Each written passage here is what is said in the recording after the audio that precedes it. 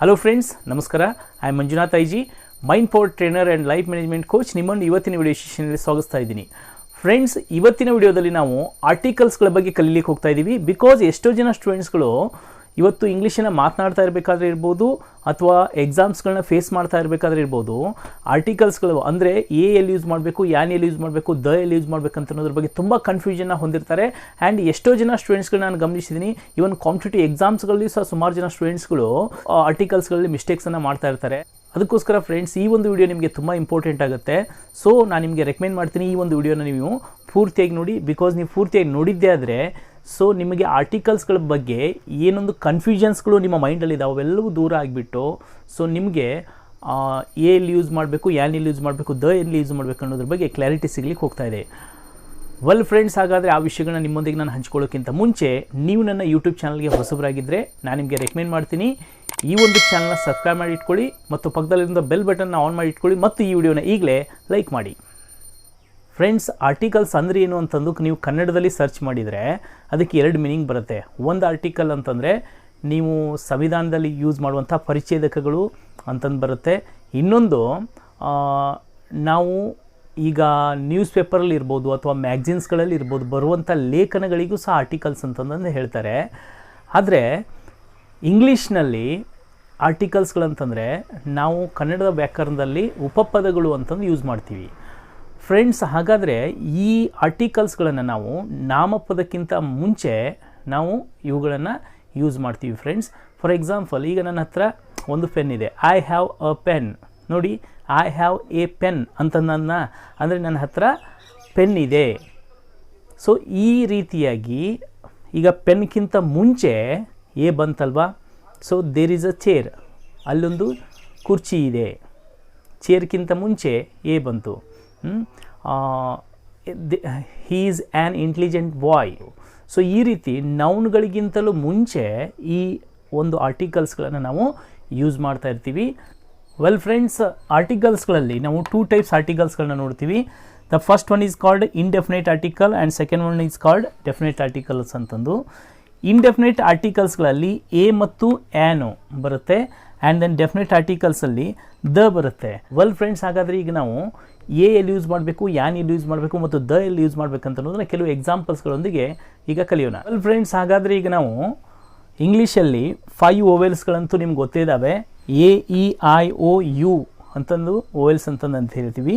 And then consonants ಅಂತಂದರೆ ಇವುಗಳನ್ನ ಬಿಟ್ಟು ಉಳಿದ ಅಕ್ಷರಗಳು. ಈಗ ಬಿ ಇರ್ಬೋದು, ಸಿ ಇರ್ಬೋದು, D, F, G, H, J, K, L, M, N, P, Q, R, S, T, V, W, X, Y, Z.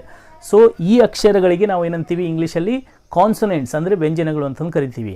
Friends, ನಾವು ಎ ಮತ್ತು ಆ್ಯನನ್ನು ಈಗ ನಾಮಪದಕ್ಕಿಂತ ಮುಂಚೆ ನಾವು ಯೂಸ್ ಮಾಡಬೇಕನ್ನೋದು ನಮಗೆ ಗೊತ್ತಾಗಿದೆ. ಹಾಗಾದರೆ ನಾಮಪದ ಅಂದರೆ ನೌನ್. ಈಗ ಯಾವ ಒಂದು ವರ್ಡು ಅಂದರೆ ಯಾವ ಒಂದು ನಾಮಪದ ಓವೆಲ್ಸ್ನಿಂದ ಬಿಗಿನ್ ಆಗುತ್ತೆ ಅಲ್ಲಿ ನಾವು ಆ್ಯನನ್ನು ಯೂಸ್ ಮಾಡಬೇಕಾಗತ್ತೆ.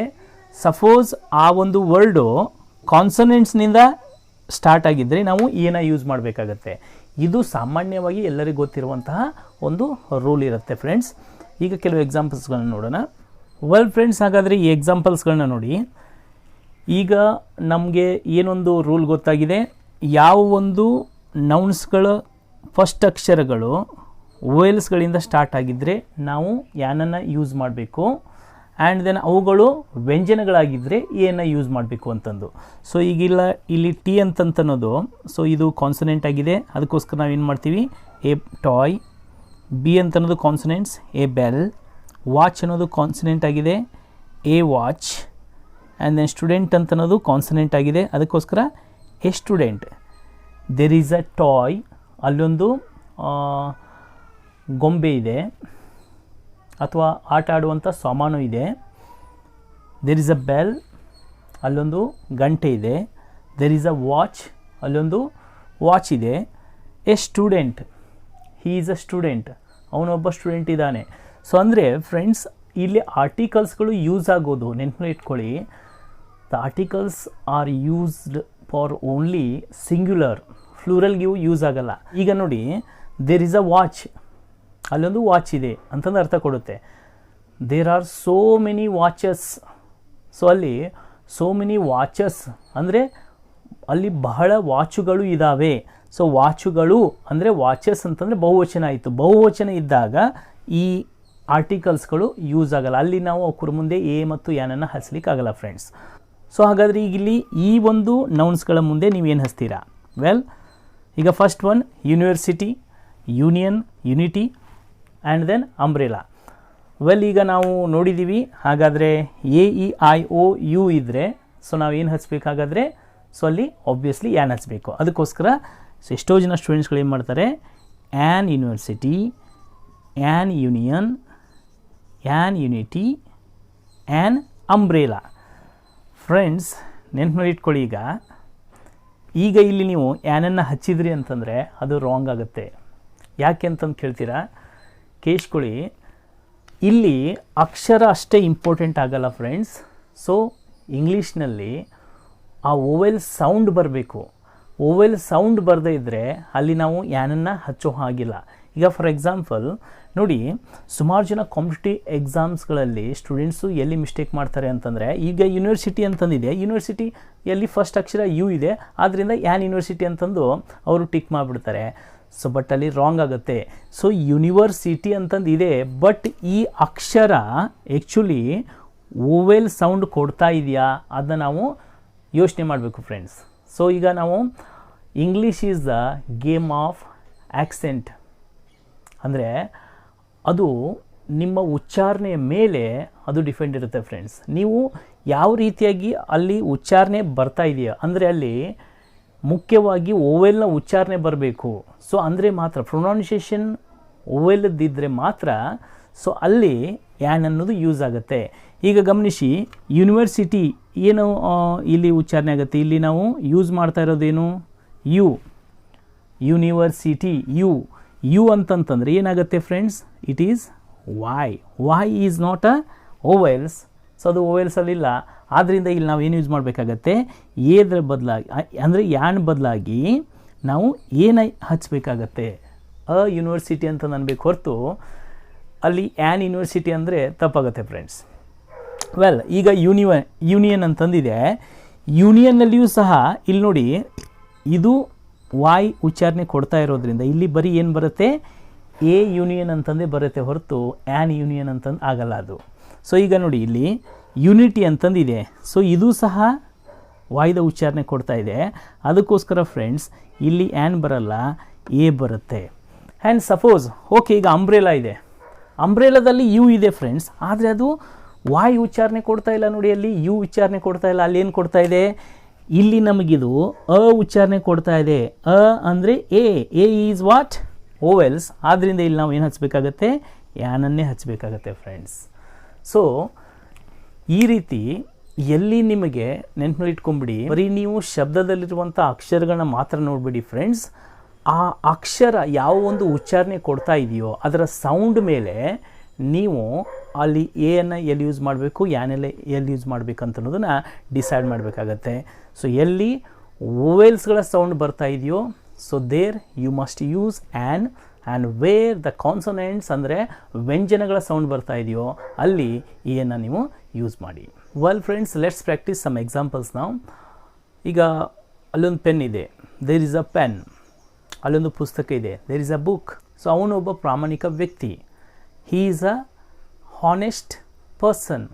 ಸೊ ಇಲ್ಲಿ he is a honest person ಅಂತ ಅನ್ಬಾರ್ದು ನಾವು, he is an honest person ಅಂತಂದು ಅನ್ಬೇಕಾಗತ್ತೆ. ಆದರೆ ಎಚ್ ಅಂತ ಅನ್ನೋದು ಉಚ್ಚಾರಣೆಯಲ್ಲಿ ನಾವು ಏನು ಮಾಡ್ತಾ ಇರ್ತೀವಿ, ಅಲ್ಲಿ ಹ ಉಚ್ಚಾರಣೆ ಕೊಡ್ತಾ ಇಲ್ಲ, ಅಲ್ಲಿ ಏನು ಕೊಡ್ತಾ ಇರುತ್ತೆ ಗೊತ್ತಾ, ಆ ಉಚ್ಚಾರಣೆ ಕೊಡ್ತಾ ಇದೆ, ಓ ಉಚ್ಚಾರಣೆ ಕೊಡ್ತಾ ಇರುತ್ತೆ. ಹೀ is a honest person, honest ಆ. ಸೊ ಈ ರೀತಿ ನೀವು ಉಚ್ಚಾರಣೆಯ ಮೇಲೆ ಎಲ್ಲಿ ಯೂಸ್ ಮಾಡಬೇಕು, ಯಾನೆಲ್ಲಿ ಯೂಸ್ ಮಾಡಬೇಕು ಅಂತ ಅನ್ನೋದನ್ನು ನೀವು ತಿಳ್ಕೊಬೇಕಾಗತ್ತೆ. ಈಗ ಸಪೋಸ್ ನೋಡಿ, ಯುರೋಪಿಯನ್. ಈಗ ಇಲ್ಲಿ ಯುರೋಪಿಯನಲ್ಲಿ ಫಸ್ಟ್ ಅಕ್ಷರ ಇ ಇದೆ, ಬಟ್ ನೀವು ಈನ ನೀವು ನೋಡಿದರೆ ಓವೆಲ್ಸು, ಬಟ್ ಅಲ್ಲಿ ನೀವು ಓವೆಲ್ಸ್ ಬಂದಿದೆ ಅಂತಂದು ಯಾನ್ ಹಚ್ಚಿದರೆ ಅದು ತಪ್ಪಾಗುತ್ತೆ ಫ್ರೆಂಡ್ಸ್. ಅಲ್ಲಿ ನೀವು ಉಚ್ಚಾರಣೆ ನೋಡಬೇಕು. ಯುರೋಪಿಯನ್, ಯು ಅಂತಂದರೆ ಅಲ್ಲಿ ವಾಯ್ ಬರುತ್ತಲ್ವ, ಅದಕ್ಕೆ ಹೀ ಈಸ್ ಅ ಯುರೋಪಿಯನ್ ಏನೇ ಯೂಸ್ ಮಾಡಬೇಕು ಹೊರತು ಅಲ್ಲಿ ಯಾನನ್ನು ಯೂಸ್ ಮಾಡಲ್ಲ ಫ್ರೆಂಡ್ಸ್. ಸೊ ಈ ರೀತಿ ಈ ಮತ್ತು ಯಾನನ್ನು ನಾವು ಬಳಸಬೇಕಾಗತ್ತೆ. ವೆಲ್, ನಾವು let's learn about the second article definite article, that is the. Well friends, definite article ಅಂದರೆ ದ ಅಂತ ನಾವು ನೋಡ್ತೀವಿ. ಸೊ ಈ ದ ಅಂತ ಅನ್ನೋದನ್ನು ನಾವು ದೀನು ಅಂತೀವಿ ಮತ್ತು ದನು ಅಂತಂದು ಕರಿತೀವಿ. It depends how you use it in your language.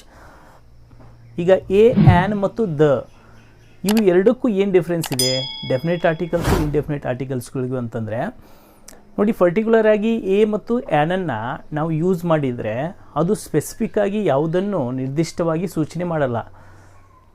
ಆದರೆ ದ ಅಂತ ನಾವು ಯೂಸ್ ಮಾಡಿದಾಗ it is used for the specific thing.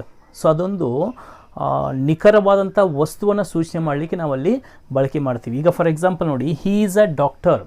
ಈಗ ಹೀ ಈಸ್ ಅ ಡಾಕ್ಟರ್ ಅಂತಂದರೆ ಅವನೊಬ್ಬ ಡಾಕ್ಟರ್ ಇದ್ದಾನೆ. ಸೊ ಅವನೊಬ್ಬ ಡಾಕ್ಟರ್ ಇದ್ದಾನೆ ಅಂತಂತಂದರೆ ಅಲ್ಲೇನು ಸ್ಪೆಷಲ್ ಇಲ್ಲ. ಬಟ್ ನೋಡಿ, he is the best doctor ಅಂದರೆ ದ ಬೆಸ್ಟ್ ಅವನೊಬ್ಬ ಅತ್ಯಂತ ಬೆಸ್ಟ್ ಡಾಕ್ಟರ್, ಒಳ್ಳೆಯ ಡಾಕ್ಟರ್ ಅಂತಂತಂದು ಬಂದಾಗ ಸೊ ಅಲ್ಲಿ ಸ್ಪೆಸಿಫಿಕ್ ಆಗಿ ಬೆಸ್ಟ್ ಅನ್ನುವಂಥ ಒಂದು ಕ್ವಾಲಿಟಿನ ನಾವು ಅಲ್ಲಿ ಆ್ಯಡ್ ಮಾಡ್ತಾ ಇದ್ದೀವಲ್ವ. ಅಂದರೆ ಎಡ್ಜೆಕ್ಟಿವ್ಸ್ಗಳನ್ನು ಬಳಕೆ ಮಾಡಿಬಿಟ್ಟು ನಾವು ನೌನ್ಸ್ಗಳನ್ನ ಹೇಳ್ತಾ ಇರ್ತೀವಲ್ವ, ಅಂಥ ಸಂದರ್ಭದಲ್ಲಿ ನಾವು ದನ ಯೂಸ್ ಮಾಡಬೇಕಾಗತ್ತೆ. ಈಗ ನೋಡಿ, ದೇರ್ ಇಸ್ ಅ ಪೆನ್, ಅಲ್ಲೊಂದು ಪೆನ್ ಇದೆ. ದೇರ್ ಇಸ್ ಅ ಪೆನ್ ಅಂತಂದರೆ ಅಲ್ಲೊಂದು ಪೆನ್ ಇದೆ. ಸೊ ಯಾವುದಾದ್ರೂ ಪೆನ್ ಆಗಿರ್ಬೋದು. I have the pen which rights very well. ಈಗ ಈ ಪೆನ್ ಏನಿದೆಯಲ್ವಾ, ಇದು ಚೆನ್ನಾಗಿ ಬರೆಯುತ್ತದೆ ಅಂತಂದು ಇದ್ರ ಬಗ್ಗೆ ನಾನು ಸ್ಟ್ರೆಸ್ ಕೊಟ್ಟು ನಾನು ಮಾತನಾಡ್ತಾ ಇದ್ದೀನಲ್ವಾ, ಇದಕ್ಕೆ ನಾವಲ್ಲಿ ದ ಅಂತಂದು ಯೂಸ್ ಮಾಡಬೇಕಾಗತ್ತೆ. ಈಗ ನೋಡಿ, ದೇರ್ ಈಸ್ ಎ ಫ್ಲವರ್, ಅಲ್ಲೊಂದು ಫ್ಲವರ್ ಇದೆ, ಅದು ಯಾವುದಾದ್ರೂ ಹೂ ಆಗಿರ್ಬೋದು. But there is the flower which I like more, ಅಲ್ಲೊಂದು ಸುಂದರವಾದ ಹೂವಿದೆ, ಅದನ್ನು ನಾನು ತುಂಬ ಇಷ್ಟಪಡ್ತೀನಿ ಅಂತಂದಾಗ ಆ ಹೂವನ್ನೇ ನಾನು ಪರ್ಟಿಕ್ಯುಲರ್ ಆಗಿ ಇಷ್ಟಪಡ್ತೀನಿ ಅಂತಂದು ಹೇಳಬೇಕಾದ್ರೆ ಸೊ ನಾನಲ್ಲಿ ದ ಅಂತಂತಂದು ಯೂಸ್ ಮಾಡ್ತಾ ಇದ್ದೀವಿ ಫ್ರೆಂಡ್ಸ್. ಸೊ ನೀವು ಎ ಮತ್ತು ಆ್ಯನನ್ನು ಯೂಸ್ ಮಾಡಿದರೆ ಅದು ನಿಖರವಾಗಿ ಯಾವುದಕ್ಕೂ ಒಂದು ಪಾಯಿಂಟ್ಔಟ್ ಮಾಡಲ್ಲ. ಆದರೆ ದನ ಯೂಸ್ ಮಾಡಬೇಕಾದ್ರೆ ಸೊ ಅಲ್ಲೇನಾಗುತ್ತೆ ಅಂತಂದರೆ ಸ್ಪೆಸಿಫಿಕ್ ಆಗಿ ಯಾವೊಂದು ವಸ್ತುವಿಗೆ ಯಾವೊಬ್ಬ ವ್ಯಕ್ತಿಗೆ ನೀವು ಟಾರ್ಗೆಟ್ ಮಾಡಿಕೊಂಡು ಮಾತನಾಡ್ತಾ ಇರ್ತೀರಲ್ವ, ಆ ಒಂದು ಸಂದರ್ಭದಲ್ಲಿ ದ ಅಂತ ಅನ್ನೋದು ಬಳಕೆ ಆಗ್ತಾ ಇದೆ. ವೆಲ್ ಫ್ರೆಂಡ್ಸ್, ನಾವು ದ ಅಂತ ಅನ್ನೋದನ್ನು ನೀವು ಯಾವ ಸಂದರ್ಭಗಳಲ್ಲಿ ಯೂಸ್ ಮಾಡಬೇಕಾಗುತ್ತೆ ಅಂತ ಅನ್ನೋದನ್ನ ಕೆಲವು ಎಕ್ಸಾಂಪಲ್ಸ್ಗಳೊಂದಿಗೆ ನೋಡೋಣ. ವೆಲ್ ಫ್ರೆಂಡ್ಸ್, ಹಾಗಾದರೆ ದನ ನಾವು ಎಲ್ಲೆಲ್ಲಿ ಯೂಸ್ ಮಾಡ್ತೀವಿ ಅಂತಂದರೆ, ಸೊ ನೋಡಿ, ನೀವು ರಿವರ್ಸ್ಗಳ ಹೆಸರುಗಳಿಗಿಂತ ಮುಂಚೆ ನಾವು ದನ ಹಚ್ಚಬೇಕಾಗತ್ತೆ. ಯಾವುದೇ ನದಿಗಳ ಹೆಸರುಗಳನ್ನ ಹೇಳಬೇಕಾದಾಗ, ಈಗ ಸಪೋಸ್ ಗಂಗಾ, ದ ಗಂಗಾ ಅಂತ ಅನ್ಬೇಕಾಗತ್ತೆ. ಯಮುನಾ, ದ ಯಮುನಾ ಅಂತ ಅನ್ಬೇಕಾಗತ್ತೆ. The Krishna, the Malaprabha, the Nile river. So ಈ ರೀತಿ ನೀವು ಯಾವಾಗ ನದಿಗಳ ಹೆಸರುಗಳನ್ನ ತೆಗೆದುಕೊಂಡು ಮಾತನಾಡ್ತಾ ಇರಬೇಕಾಗ್ತದೆ, ಸೊ ನೀವಲ್ಲಿ before the rivers you should use the article. And ಅದ್ರ ಜೊತೆಗೇ very important friends, before the holy books ಅಂದರೆ ಧಾರ್ಮಿಕ ಗ್ರಂಥಗಳೇನಿದಾವೆ ನೋಡಿ, ಸೊ ಅವುಗಳನ್ನು ನಾವು ಯೂಸ್ ಮಾಡೋಕ್ಕಿಂತ ಮುಂಚೆ ಅಲ್ಲಿ ದ ಅಂತಂದು ನಾವು ಅಲ್ಲಿ ಯೂಸ್ ಮಾಡಬೇಕಾಗತ್ತೆ. ಫಾರ್ ಎಕ್ಸಾಂಪಲ್, ಈಗ ದ ಗೀತಾ, ದ ಗೀತಾ ಅಂದರೆ ಭಗವದ್ಗೀತೆ, the Gita, the Mahabharata, the Ramayana, the Granth Sahib, the Quran, the Bible. So ಈ ರೀತಿ ನೀವು ಹೋಲಿ ಬುಕ್ಸ್ಗಳಿಗಿಂತ ಮುಂಚೆ ದನ ಯೂಸ್ ಮಾಡಬೇಕಾಗತ್ತೆ. And then before the newspapers, ಈಗ ನ್ಯೂಸ್ ಪೇಪರ್ಸ್ ಇರ್ತಾವಲ್ವ, ಅದಕ್ಕಿಂತಲೂ ಮುಂಚೆ ನಾವು ದ ಅನ್ನೋದನ್ನು ಹಚ್ಚಬೇಕಾಗತ್ತೆ ಫ್ರೆಂಡ್ಸ್. ಫಾರ್ ಎಕ್ಸಾಂಪಲ್, ಈಗ the Hindu, the Times of India, the Deccan Herald. So ಈ ರೀತಿ ನ್ಯೂಸ್ ಪೇಪರ್ಗಳಿಗಿಂತಲೂ ಮುಂಚೆ ದನ ಯೂಸ್ ಮಾಡ್ತೀವಿ. And then superlative degree, this very important. ನೋಡಿ, ಸೊ ಅಲ್ಲಿ ಸೂಪರ್ಲೇಟಿವ್ ಡಿಗ್ರಿ ಅಂತಂದು ಬರುತ್ತೆ. ಇದನ್ನ ನಾನು ನಿಮಗೆ ಡಿಗ್ರೀಸ್ಗಳನ್ನು ಹೇಳ್ತಾ ಇರಬೇಕಾದ್ರೆ there are 3 types of degrees ಇದ್ದಾವೆ. ಸೊ ಅವುಗಳನ್ನ ನಾನು ನಿಮಗೆ ಅದ್ರ ಬಗ್ಗೆನೇ ಒಂದು ವಿಡಿಯೋ ಮಾಡ್ತೀನಿ. ಸೊ ಅಲ್ಲಿ ನಿಮಗೆ ಯಾವುದಕ್ಕೆ ಸೂಪರ್ಲೇಟಿವ್ ಡಿಗ್ರಿ ಅಂತಾರೆ, ಯಾವುದಕ್ಕೆ ಕಂಪೇರೇಟಿವ್ ಡಿಗ್ರಿ ಅಂತಂದು ಕರೀತಾರೆ ಅಂತ ಅನ್ನೋದು ಗೊತ್ತಾಗುತ್ತೆ. ಈಗ ನೋಡಿ, ಗುಡ್ ಇದ್ದಿದ್ದು ಗುಡ್, ಬೆಟರ್ ಆ್ಯಂಡ್ ಬೆಸ್ಟ್ ಅಂತಂದಾಗುತ್ತೆ. 3 ರೀತಿಯ ಡಿಗ್ರೀಸ್ ಇರ್ತವೆ, good, better and best. Best ಅಂತಂದರೆ ಸೂಪರ್ಲೇಟಿವ್. ಈಗ ಟಾಲರ್, ಟಾಲೆಸ್ಟ್ ಅನ್ನೋದು ಸೂಪರ್ಲೇಟಿವ್. ಸೊ ಯಾವಾಗ ಸೂಪರ್ಲೇಟಿವ್ ಡಿಗ್ರೀಸ್ಗಳನ್ನ ಹಚ್ಚಿ ನಾವು ಮಾತನ್ನು ಆಡ್ತಾ ಇರ್ತೀವಿ, ಆವಾಗ ನಾವು ಅಲ್ಲಿ ಏನು ಯೂಸ್ ಮಾಡಬೇಕಾಗತ್ತೆ, ದ ಅನ್ನೋದನ್ನು ಯೂಸ್ ಮಾಡಬೇಕಾಗತ್ತೆ. ಈಗ ನೋಡಿ, ಇಲ್ಲಿ the best, the tallest, the strongest. Amitabh Bachchan is the tallest actor in Bollywood. ಈ ರೀತಿ ಫ್ರೆಂಡ್ಸ್ ನೀವು ಸೂಪರ್ಲೇಟಿವ್ ಡಿಗ್ರಿನ ಯೂಸ್ ಮಾಡಬೇಕಾಗುತ್ತೆ ಫ್ರೆಂಡ್ಸ್. ಯುನಿಕ್ನೆಸ್ ಎಲ್ಲಿರುತ್ತೋ ಅಲ್ಲಿ ದನ ಯೂಸ್ ಮಾಡಬೇಕಾಗತ್ತೆ. ಈಗ ನೋಡಿ ಫಾರ್ ಎಕ್ಸಾಂಪಲ್ ಸನ್ ಅಂತ ಅನ್ನೋದು ಸೂರ್ಯ ಯುನಿಕ್ ಇದ್ದಾನೆ, ದ ಸನ್ ಅಂತ ಅನ್ಬೇಕಾಗತ್ತೆ. ದ ಮೂನ್ ಅಂತ ಅನ್ಬೇಕಾಗತ್ತೆ. ಈಗ ಸೂರ್ಯ ಪೂರ್ವದಲ್ಲಿ ಹುಟ್ಟುತ್ತಾನೆ, sun arises in the east ಅಂತ ಅನ್ಬಾರ್ದು ನಾವು, the sun arises in the east ಅಂತಂದು ಹೇಳಬೇಕಾಗತ್ತೆ. ಸೊ ಈ ರೀತಿ ನೀವು ಯುನಿಕ್ನೆಸ್ ಇದ್ದಲ್ಲಿ ಯೂಸ್ ಮಾಡ್ಬೋದು.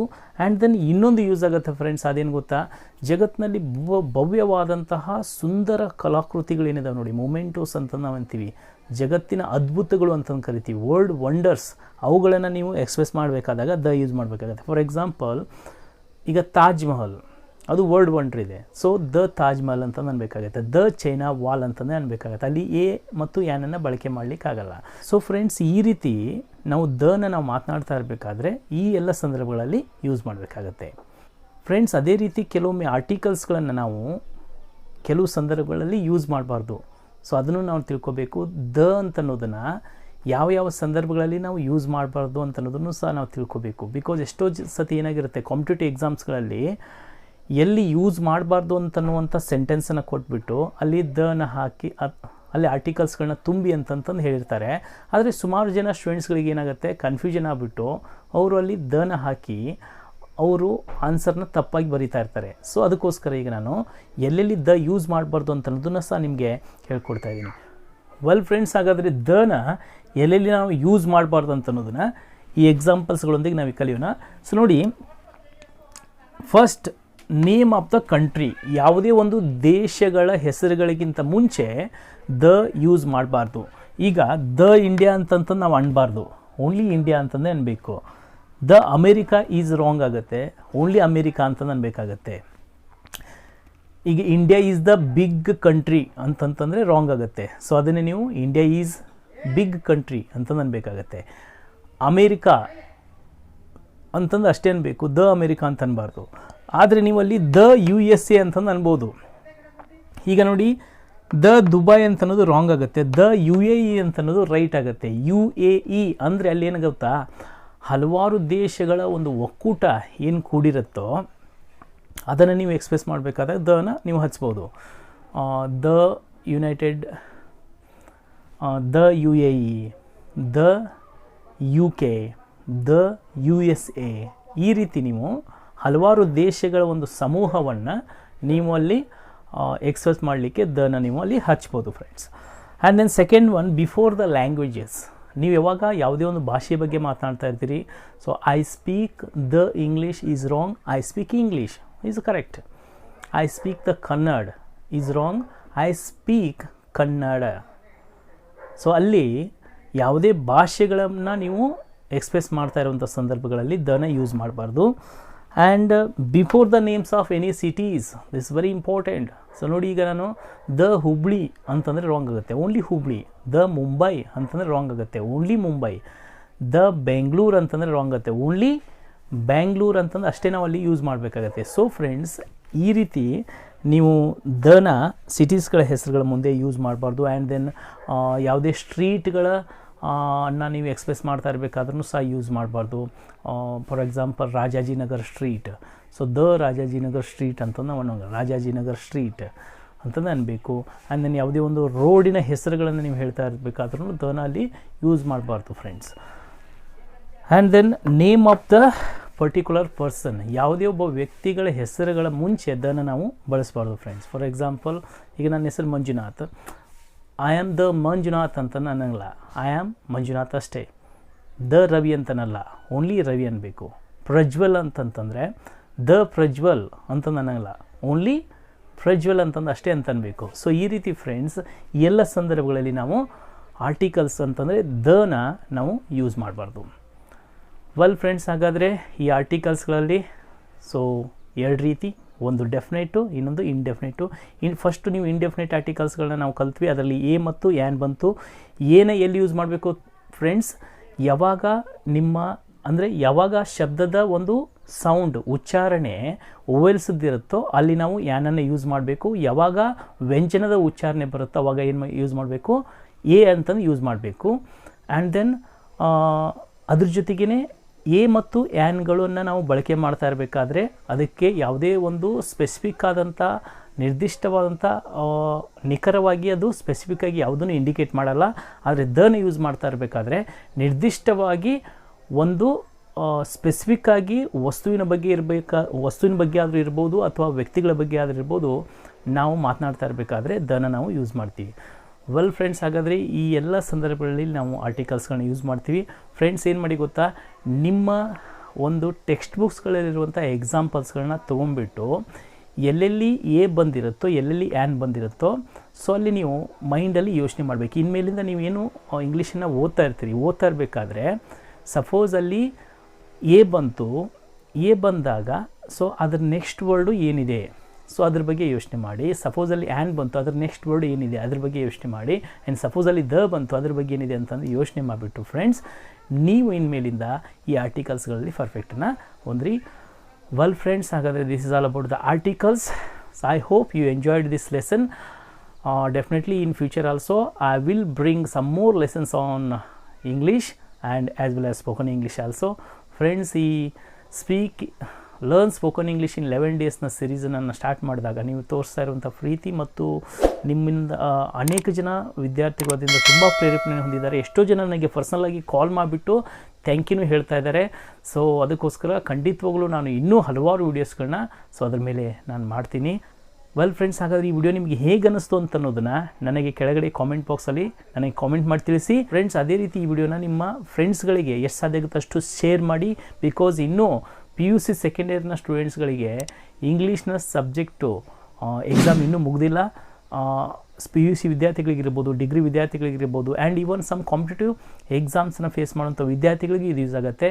ಸೊ ಯಾರ್ಯಾರು ನಿಮ್ಮ ಫ್ರೆಂಡ್ಸ್ಗಳಿದ್ದಾರೆ ಅವರೆಲ್ಲರಿಗೂ ಈ ವಿಡಿಯೋನ ಶೇರ್ ಮಾಡಿ, ಅವರಿಗೂ ಇದರ ಲಾಭ ತಟ್ಟೋ ಹಾಗೆ ಆಗಲಿ ಫ್ರೆಂಡ್ಸ್. ವೆಲ್ ಫ್ರೆಂಡ್ಸ್, ಹಾಗಾದರೆ ಇಲ್ಲಿ ತನಕ ತಾವೆಲ್ಲರೂ ಪ್ರೀತಿಪೂರ್ವಕವಾಗಿ ನನ್ನ ಈ ವಿಡಿಯೋನ ನೋಡಿದ್ದಕ್ಕೆ ಮತ್ತು ನನ್ನ ಚಾನಲ್ನ ಸಬ್ಸ್ಕ್ರೈಬ್ ಮಾಡ್ಕೊಂಡಿದ್ದಕ್ಕೆ ಮತ್ತು ನೀವು ತೋರ್ತಾ ಇರುವಂಥ ಪ್ರೀತಿಗೆ ಧನ್ಯವಾದಗಳು. So let's meet in the next video. Till then, bye, see you, have a nice day, God bless you.